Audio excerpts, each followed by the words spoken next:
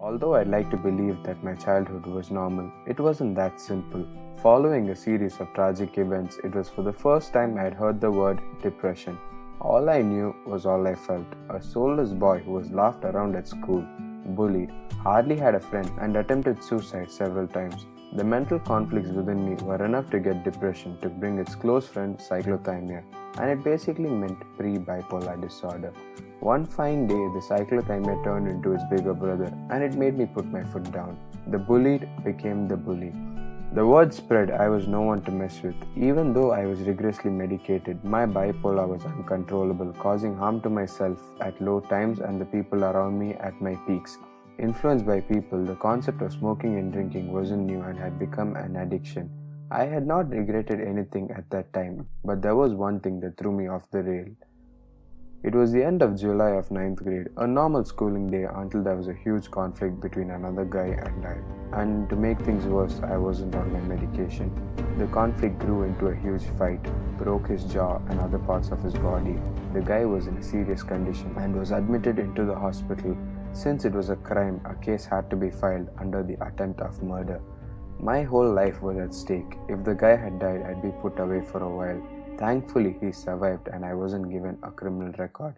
Coincidentally, this ended up being the last thing I did in KL.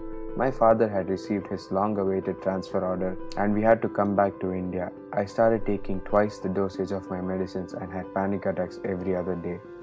Locked up in my room for a solid 2 months, not willing to come out, fighting with myself for what I had done was torturous. I joined school. The air was new and the minute I entered, I felt that this was the place. I still remember walking into my class for the first time. I had moved to the very back and laid low. Days passed and I hardly spoke a word to anyone. Eventually I made a few friends and life had been moving. But nothing changed for my mental health and my panic attacks continued. By late December that year during March past practice, the conflict had gotten worse and I knew I had to end it. Looking at the people around me, I knew what I was missing. It was then I started owning up to myself and started doing the one thing we all dread doing, making change. It was the change I made during 10th grade, taking one step at a time and feeling the difference within me.